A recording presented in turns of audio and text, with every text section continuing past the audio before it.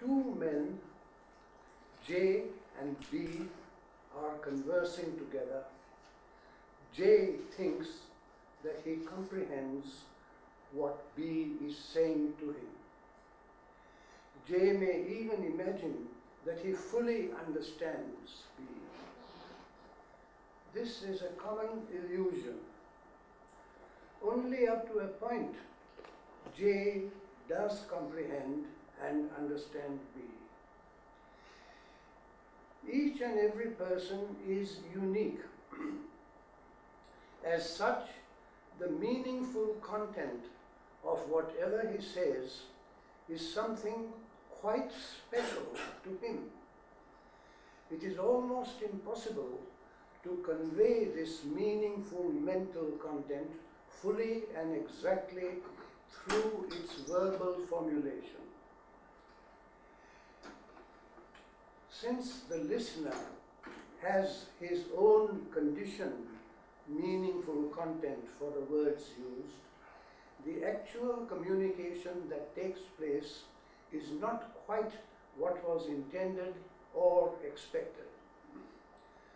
Note, for instance, how often the listener says to himself or to the speaker, "What exactly do you mean by that?" There are, of course, exact and meaningful contents to many purely factual statements in everyday use. For example, the 1987 Buddhist Summer School is being held at High Leigh Conference Centre. The weekly charge is 2x plus 3y pounds per head. Dinner is at 7 p.m. Professor Barker will give the evening lecture. Now, no one can misunderstand that or incompletely understand it. But if the speaker is giving a lecture on Dhamma or on some philosophical subject, especially if it plumbs the depths or scales the heights, the listener may well fail to absorb the full, meaningful content of what is presented to him. Even the speaker himself may be hard put to it to find adequate phraseology to express the true content of his perception or his conscious realization. Moreover, his skill and power to convey what he is saying depends upon the intensity of his own consciousness of what he intends to say, and upon the mysterious, silent influence of his own presence upon his listener. If that influence enhances the open-minded receptivity of the listener and awakens his consciousness, the talk will prove profitable to speaker and listener alike. The listener will be enriched and the speaker will have learned fruitful lessons. This holds good in greatest measure when the speaker is a Buddha or one of his great arahants. Any earnest speaker speaks or tries to speak from the depth of his heart and from the profoundest level of his consciousness. And in the case of the perfected holy ones, that depth of heart and profundity of consciousness is transcendent. But being a Lord of compassion and wisdom, a Buddha tempers his talk to suit the capacity for understanding by the listener. The Lord tempers the wind for the shorn lamb.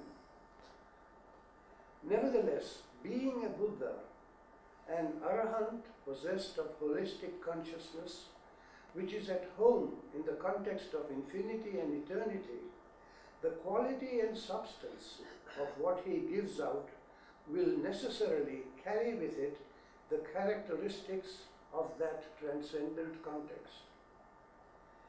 These will therefore remain beyond the ken of the ordinary listener who is conscious in the restricted context of finitude and temporality. This does not mean that the man of the world, the Puthujjana, will suffer any loss when the perfected Holy One speaks. Provided the particular Puthujjana attends as carefully as he can to what is said or written, he will receive that proportion of its full import which lies within his capacity to understand at that time. You cannot fill a vessel more than its actual containing capacity. If you apply yourself studiously to the living of the holy life as you walk through the corridors of time, you will find increasing depth and greater wealth in what you receive, although the verbal form of what is given you remains unchanged. Have you not heard it said, I am reading your book for the 4th time and I find new and deeper meanings each time?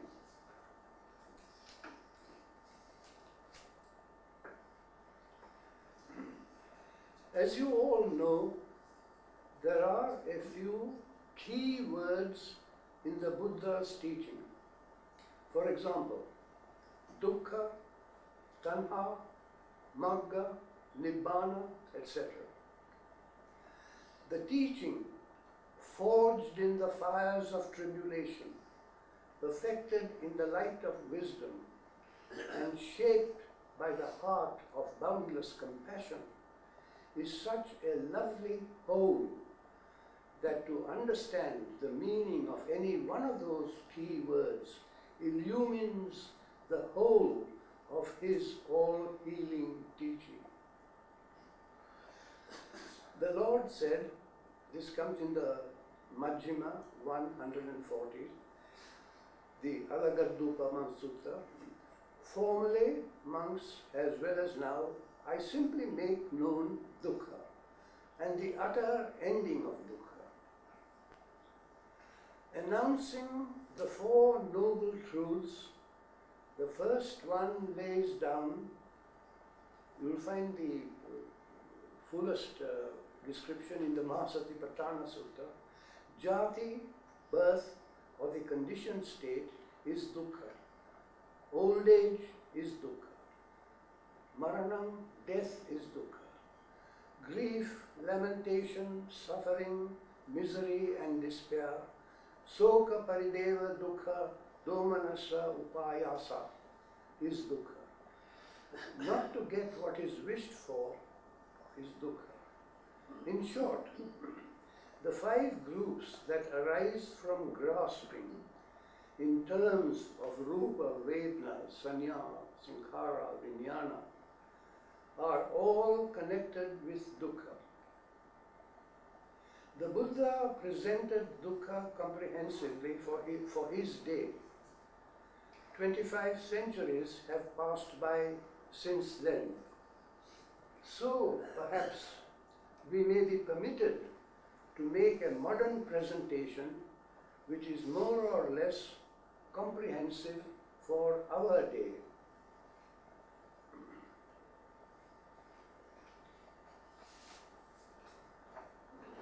Look where we may, there we see suffering.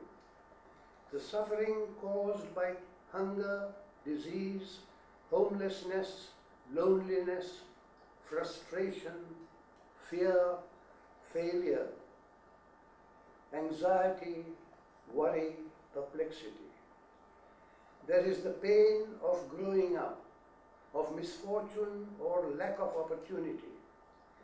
We know the ache of love, the agony of hate, the seething misery of jealousy, the wasting bitterness of unfulfillment.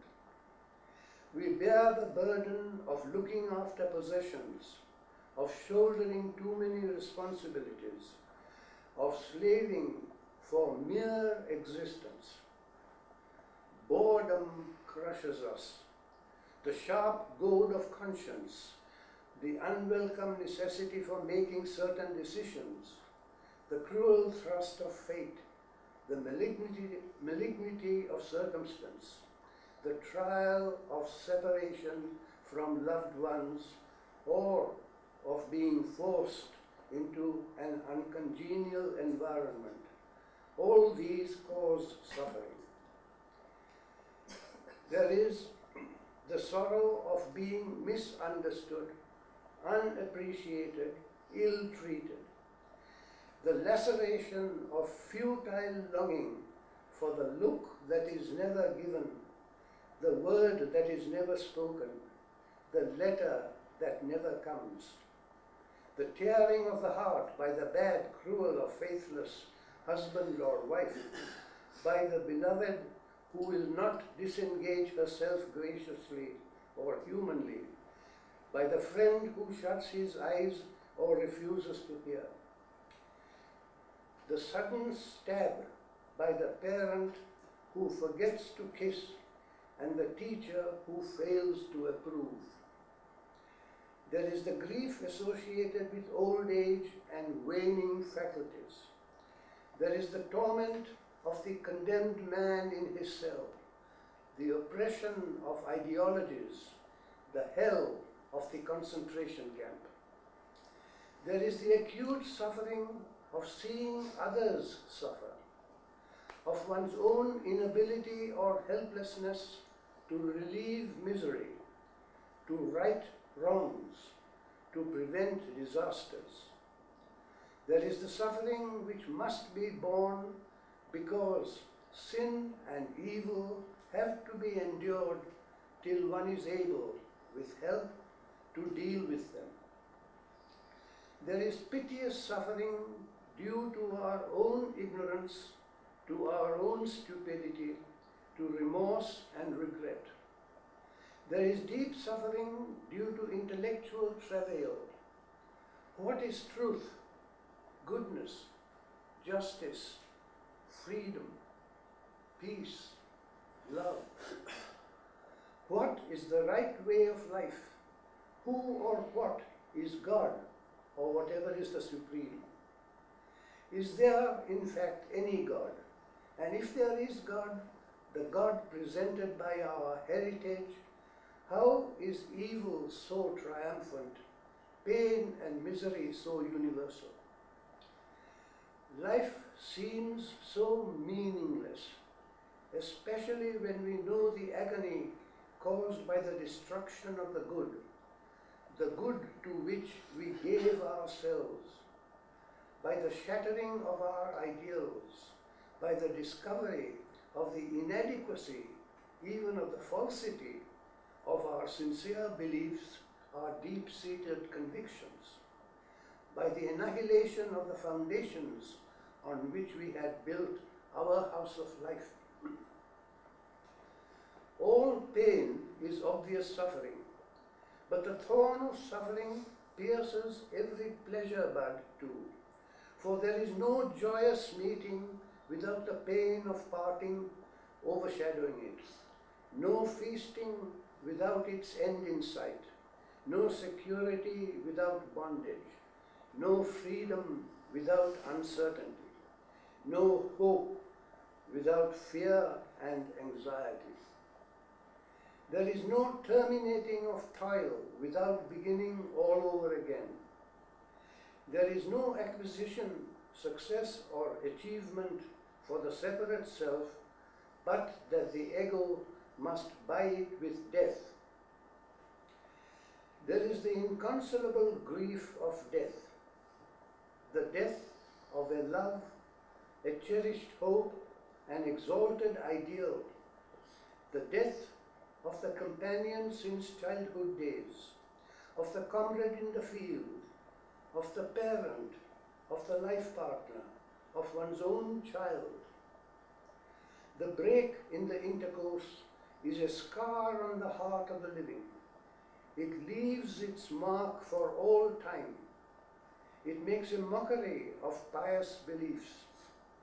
It is like a derisive grin, unsanctifying all consolatory doctrines, a shade which steals away the sweet light of life.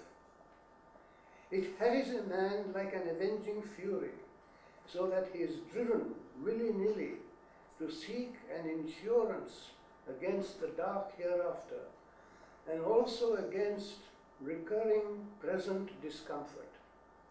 It distracts him into forgetfulness of his true home, the eternal here now, and imprisons him in a fantastic web of his own weaving, the web of this world and that world, of the world of the flesh and the kingdom of God.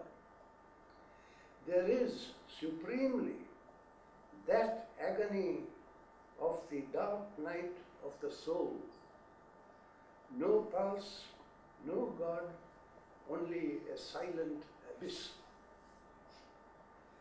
A vast amount of suffering is due to our own lust, to our feverish pleasure-seeking and self-indulgence, to our greed and our ambition, aggressiveness, anger, jealousy, envy, hate, resentment, malice, and ill will, to our vanity, egoistic self-conception and self-seeking, to our own fixed beliefs, ideas and ideals, and the passion, always stupid, sometimes murderous, as in the case of authoritarian ideologies and totalitarian politics, to impose these beliefs, ideas and ideals on others, to our own pathetic illusions and sad delusions, to our ignorance of actual fact, material and psychological, and to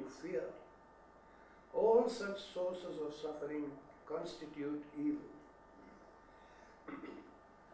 It is quite easy to see this if I observe my reactions to all stimuli, to my memories and anticipations, to the nature and shape of my fantasies and the course of my desires. If I am truly discerning, I can clearly perceive that all of them, centering round my I-ness, are burning with the fires of greed and hate and delusion.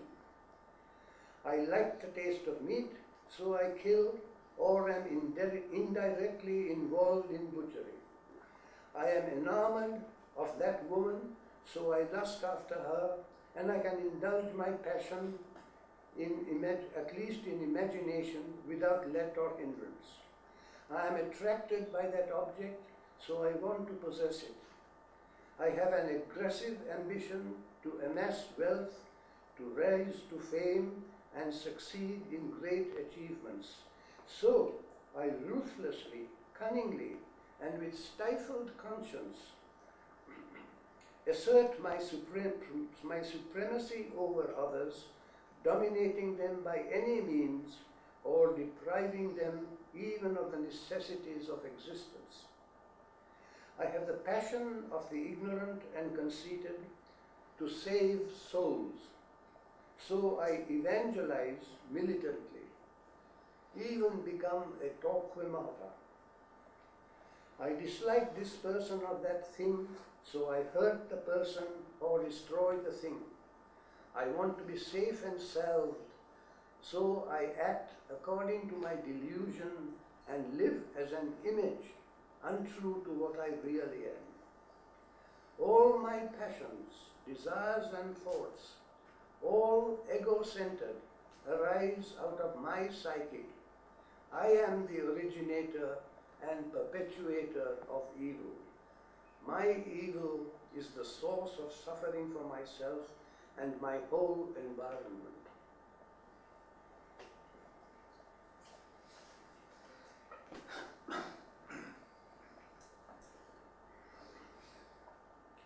We must note problem which arises in our life is basically due to our dualistically functioning consciousness, vijnana,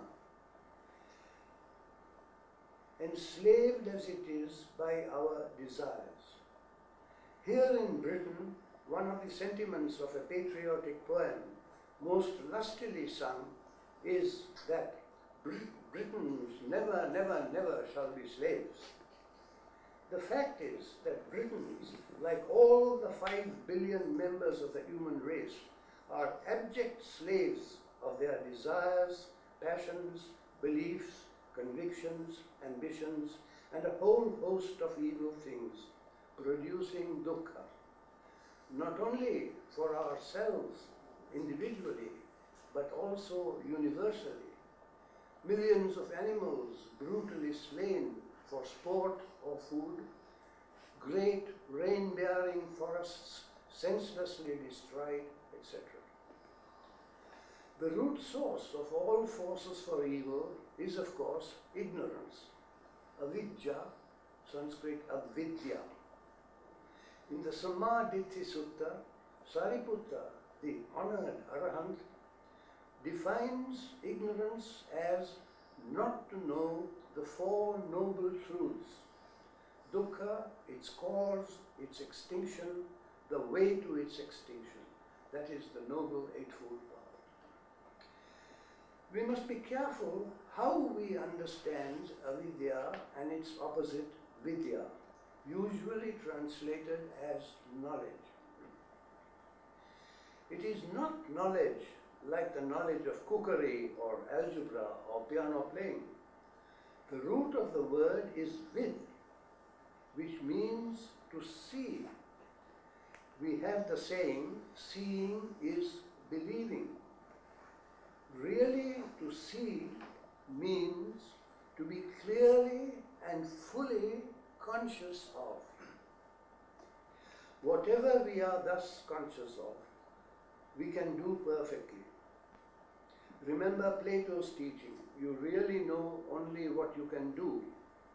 So we may affirm that what we are clearly conscious of will naturally and spontaneously express itself beautifully through all our thinking, feeling, speaking, doing. Thus, if at last we definitely see, are clearly conscious of, the fact that all that comes under the category of worldliness, of the finite and temporal, and hence the mortal, is dukkha, ill, evil. If we see that the tentacle-like grip of avidya begins to slacken, and the entire structure of the 12 nidana, paticca samuppada, begins to crumble. Nidana means factor, and paticca samuppada, a profound insight of the Buddha, means dependent origination, or, to use the late Dr. Konzer's term, conditioned co-production. It is best understood as a circular chain of causal uprising. The first item conditions the second, which conditions the third, which conditions the fourth, and so on to the end. The 12 links are avidya, sankhara, vijnana, namarupa, salayatana, phassa, vedana, tanha, upadana, bhava, jati, jara, marana. We need not waste any time translating all those, you can read it in the books. With old age and death are associated grief, lamentation, sorrow, and despair. By the extinction of ignorance, it is said, all the other links are extinguished. Theoretically, that is so. Practically, one starts with tanha, craving. Be master of craving, and there is the end of all the factors composing the uprising of dukkha. Actually, all these factors interdepend. If any one is removed, the entire entire circular chain collapses. Picture it like this. 12 men stand in a circle. Each man's left palm presses the right shoulder blade of the man on his left, and his right palm presses on the left shoulder blade of the man on his right. Now, picture all of them pressing forward towards the center of the circle, each man bending from the waist. If any one man slips and falls, the whole lot tumble down, somewhat like Jack and Jill who went up the hill. The Paticca Samuppada applies to our mental life, to the psyche, not to the whole psychophysical existential being as usually presented. Consider carefully the extinction process. Just the first 4 items: avidya, sankhara, vijnana, namarupa. The living person, the self-conscious existential being, is vijnana, namarupa. Discriminative consciousness, psyche, body, psychophysical organism. If that is extinguished, the person is dead. That is the end of any Paticca Samuppada for him. It is the end of dukkha also, and of any possible nibbana or sambodhi for him.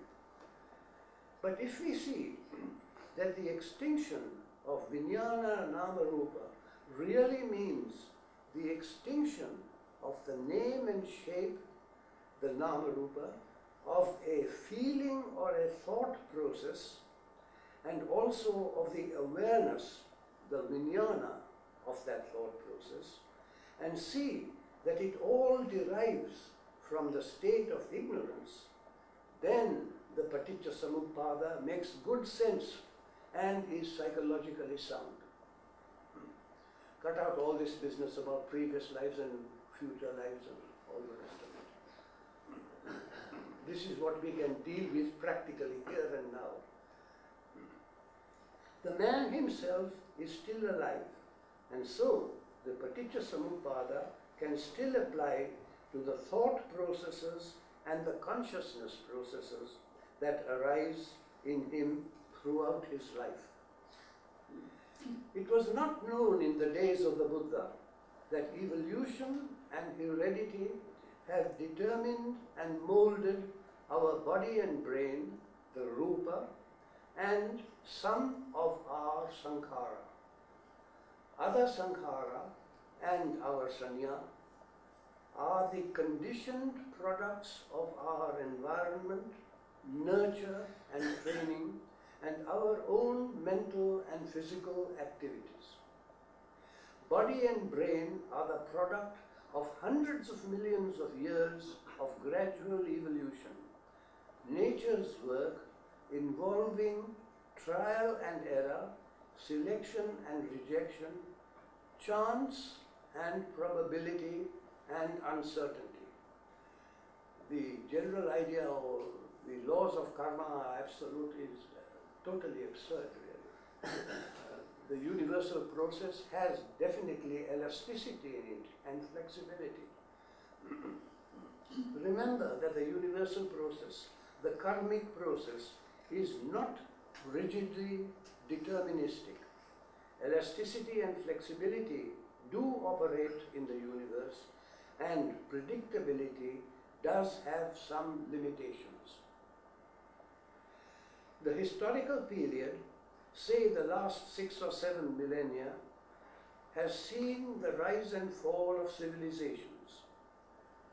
Despite difficulties and errors, there has been a steady cultural growth and improvement on the whole in human relations, and a development in human consciousness which is an important pointer to the fulfillment of one of the main purposes of human existence, namely the realization of holistic consciousness, which outstandingly characterized the perfected holy ones of the historical period.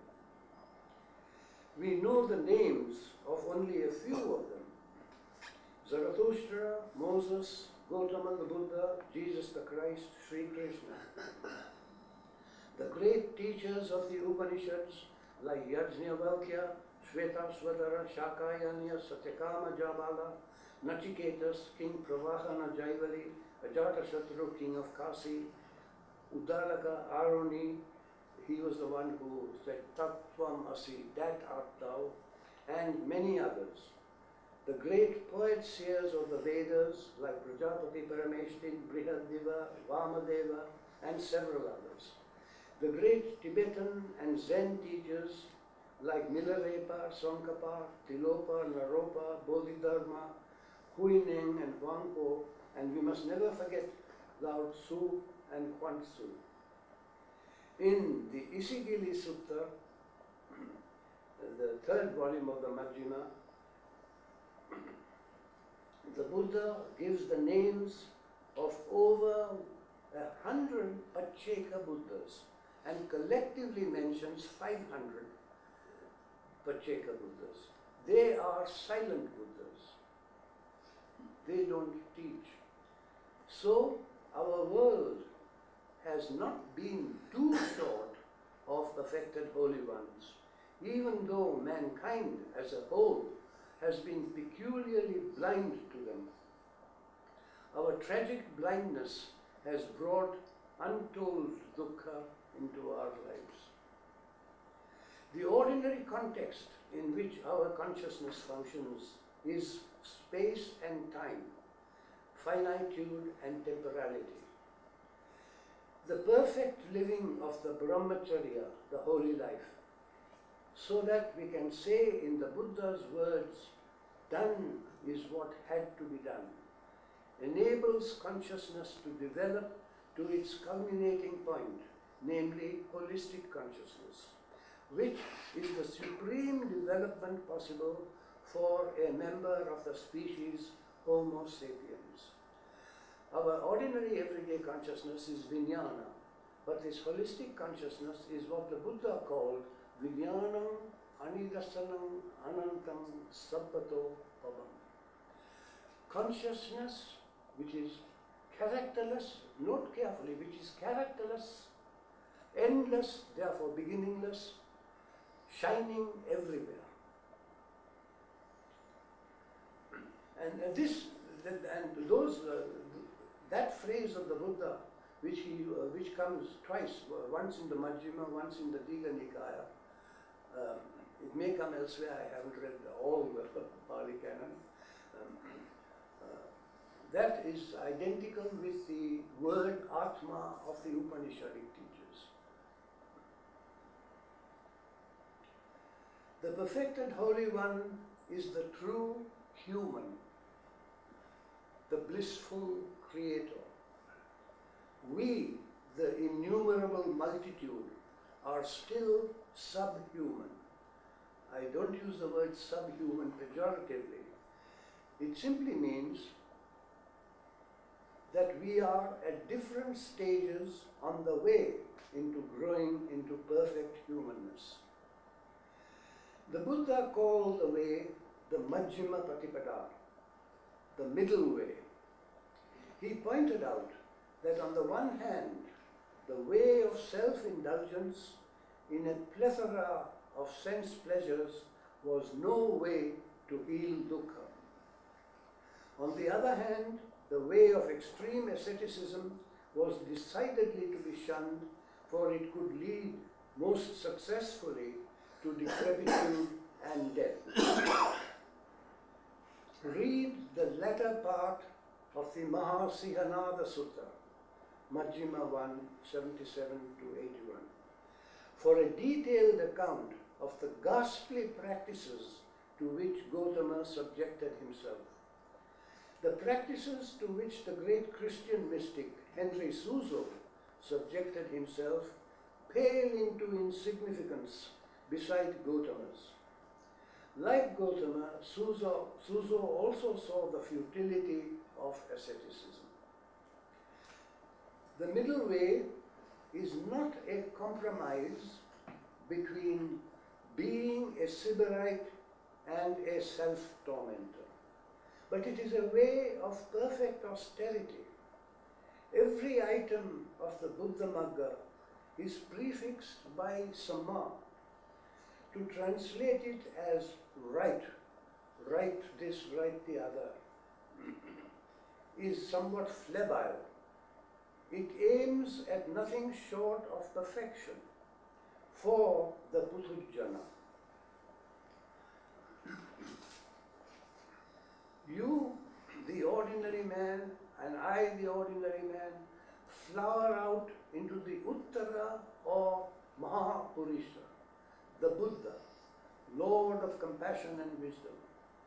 The way is not flat and comfortable, nor sloping and exhilarating, nor even steep and dangerous. It is perpendicular and impossible. Therein lies its possibility, its ease, its safety, for holistic consciousness functions in the infinite eternal.